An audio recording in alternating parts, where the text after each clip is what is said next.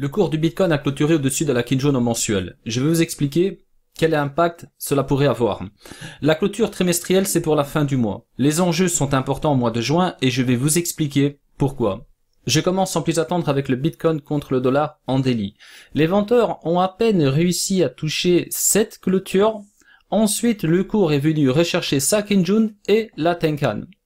Alors, ensuite, nous avons eu une belle impulsion haussière. L'objectif de cette impulsion était de réintégrer le canal haussier, mais nous avons eu aussi un gros rejet de la part des vendeurs. Comme vous pouvez le remarquer, les vendeurs ont laissé faire jusqu'à la clôture et ensuite, boum, gros rejet. J'ai juste envie de vous dire, bienvenue dans le marché des cryptos. Sachez que ce rejet a généré un impact psychologique non négligeable. Vous remarquerez que cette grosse baisse a permis au cours du BTC de mécher pile poil sur la Kijun. Si je passe sur du H4, cela correspond exactement à la SSA.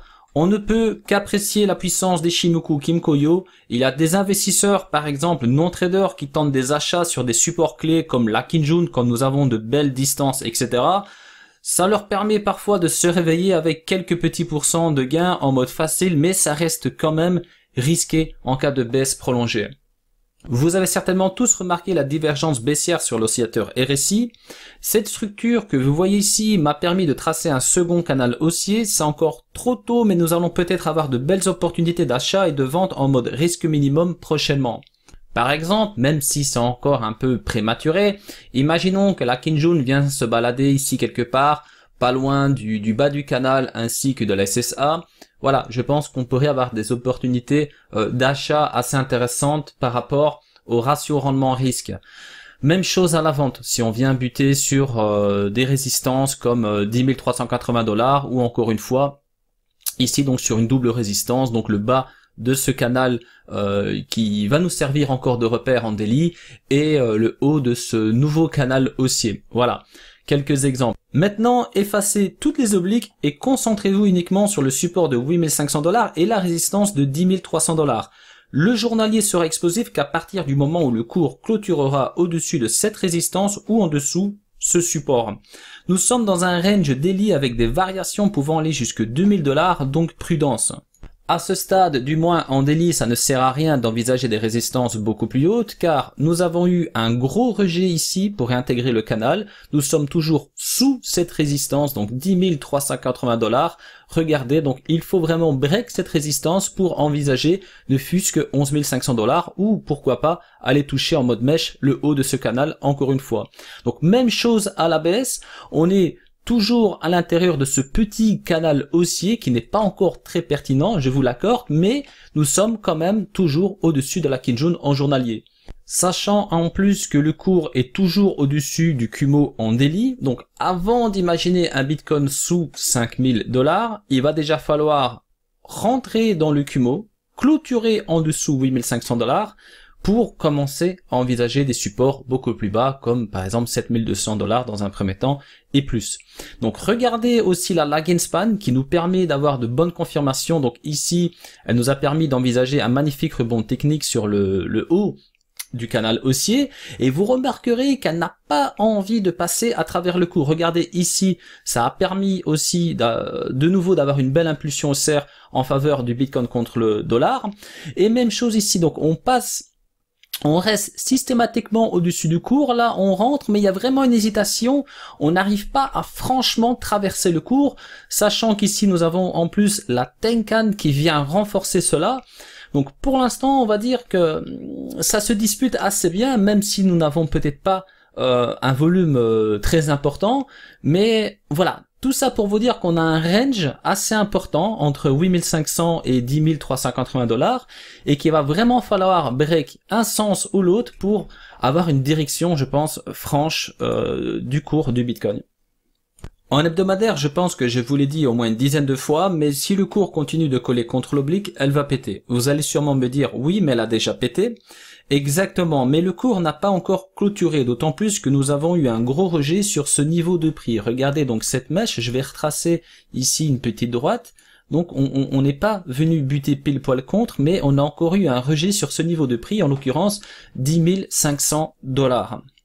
Ce type de rejet peuvent donner de la force aux vendeurs, comme vous pouvez le remarquer ici, ou à l'inverse aux acheteurs. Car les acheteurs ici, on remarque clairement qu'ils ont défendu un niveau clé pour eux, donc peut-être en l'occurrence par rapport à la période de range d'avril 2019, mais dites-vous que ça ne marche pas à tous les coups. Regardez ici, on a eu un gros rejet, ça n'a pas empêché ensuite, pour la bougie du 11 décembre 2017, d'aller chercher encore un plus haut.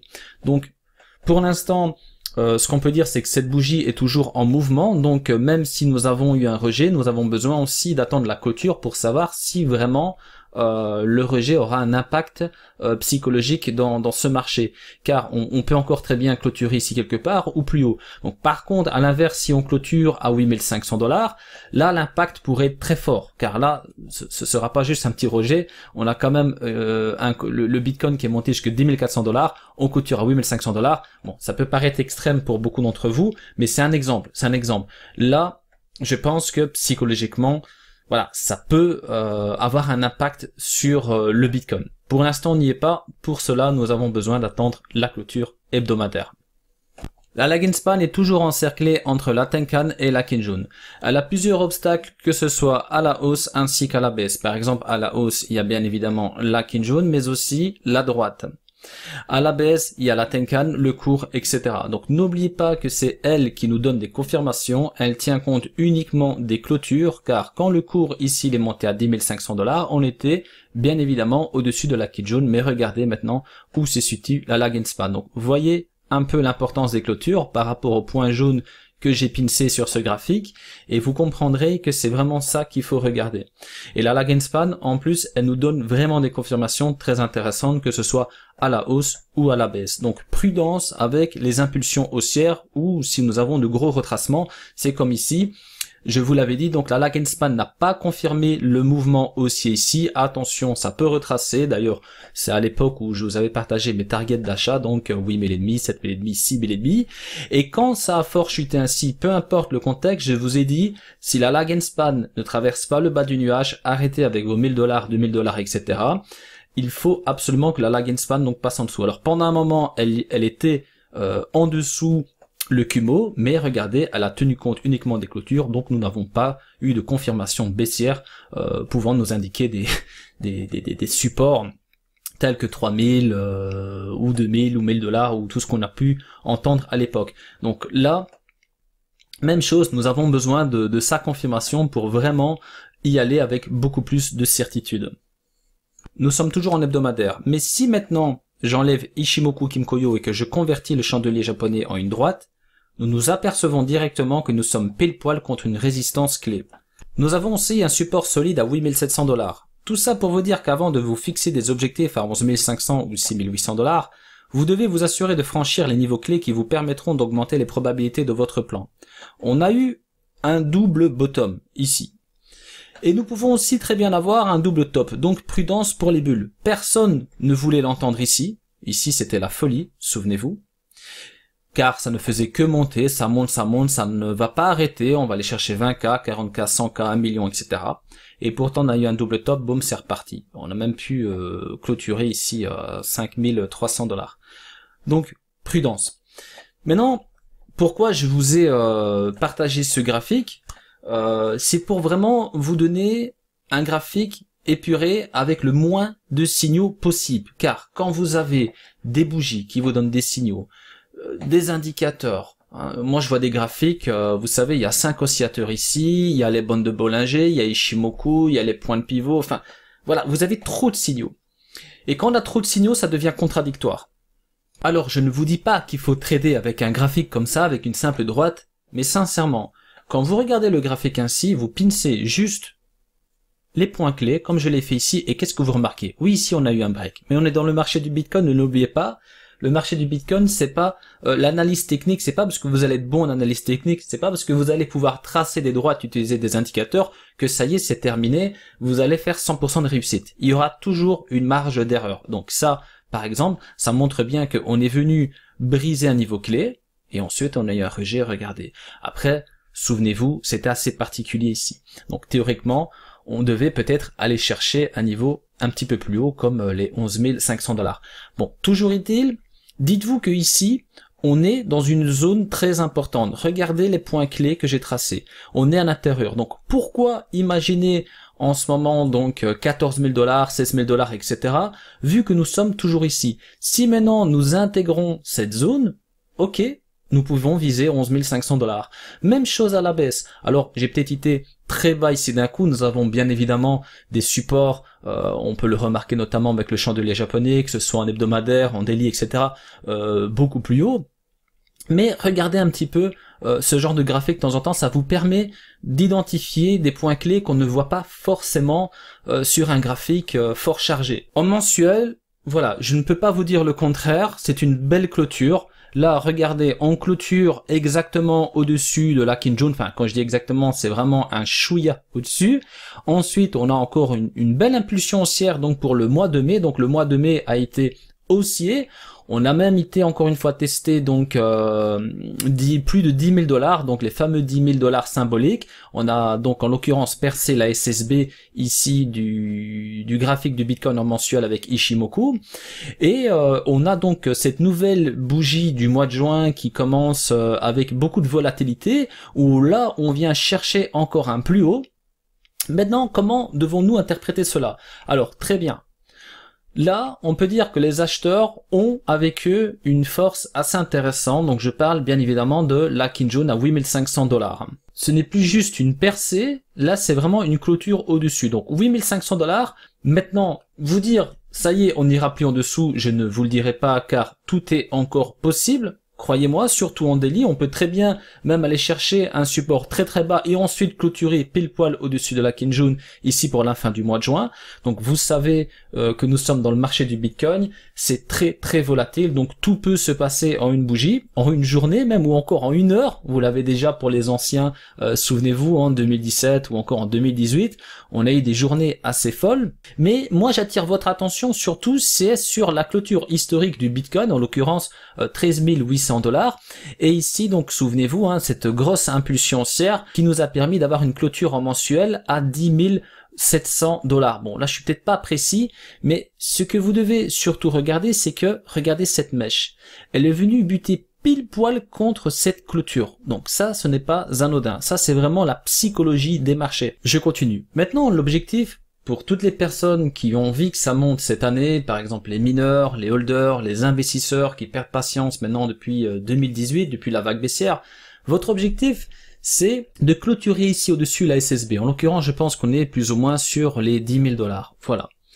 Mais c'est une bonne chose, mais on sera quand même dans une configuration neutre ici par rapport au Kumo en mensuel. Vraiment, pour tenter les 14 000 $, il va falloir vraiment clôturer ici au-dessus cette clôture. Donc ça c'est vraiment l'objectif. Donc maintenant monter à 10 700 voire 11 000 $, c'est bien, mais il faudra vraiment clôturer. Et en plus, si le cours clôture au-dessus 10 700 $, il clôturera aussi au-dessus la SSA. Donc là je pense que c'est pas moi qui vais vous dire à ce moment-là, si ça arrive, attention ça va retracer à 6 500 $. Après tout est possible, mais moi je serais plutôt là en train de vous dire, bon là moi je vise maintenant les 14 000 $. Je vous dis pas que c'est reparti, ça y est, c'est la fin du monde, mais en tout cas, je pense que il y a des possibilités pour aller chercher cette fameuse donc clôture historique du Bitcoin. Pour l'instant, on n'y est pas. Regardez le nombre de rejets que nous avons eu suite après cette clôture. Regardez ici. Hop, le cours est monté jusque 13 327 $. Boum. Même chose ici. Il est remonté encore jusque 12 300 $. Boum, on clôture en dessous. Là, il a encore percé cette clôture. On clôture au-dessous. Donc, ici, même chose. Boum, ça explose, ça redescend, etc., etc. Donc, attention aux mèches. Donc, très bien. On est au-dessus de la Kijun. Donc, je pense que c'est très intéressant pour les acheteurs. Mais attention. Et dites-vous aussi, ne paniquez pas si le cours descend à 8 500 $. C'est possible. Même si on a déjà eu notre test. Donc, théoriquement, on a eu notre test. C'est bon, mais nous pouvons encore très bien, là ici on est justement entre 8 500 $ et 10 000 $. Donc allez toucher 8 500 $, c'est encore possible. Ne vous dites pas c'est terminé, on n'ira plus à 8 500 $. Donc tout est encore possible et on peut même encore mécher en dessous. Je vous rappelle, on est dans le marché du Bitcoin. Mais surtout ce que vous devez retenir dans ce graphique, c'est la clôture historique du Bitcoin. Allez, j'ai envie de dire 14 000 $. Et ensuite cette clôture 10 700 $. Donc pour l'instant, on n'est pas encore venu la toucher. Il faut ne fût-ce que la toucher et dans un idéal pour la fin du mois, clôture au-dessus. Donc là, je parle, encore une fois, pour les investisseurs, les holders, les personnes qui ont envie que ça monte le plus vite possible.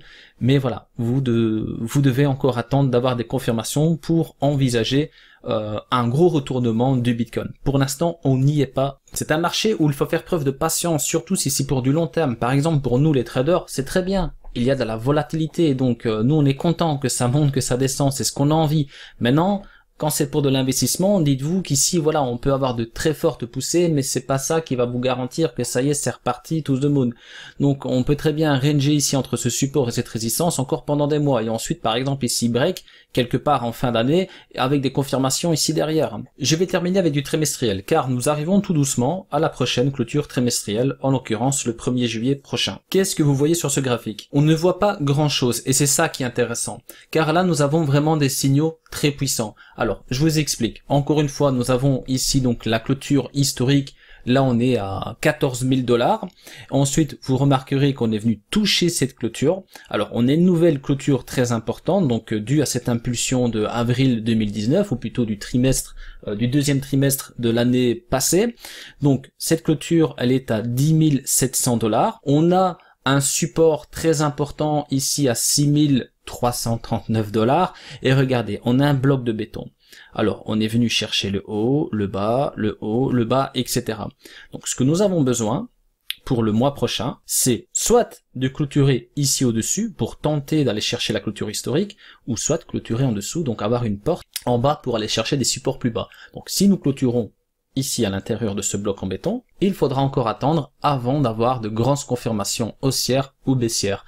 Car à l'intérieur de ce bloc, tout est encore possible. Oui, on peut encore aller chercher 6 500 $ et ensuite de nouveau rechercher 10 700 $.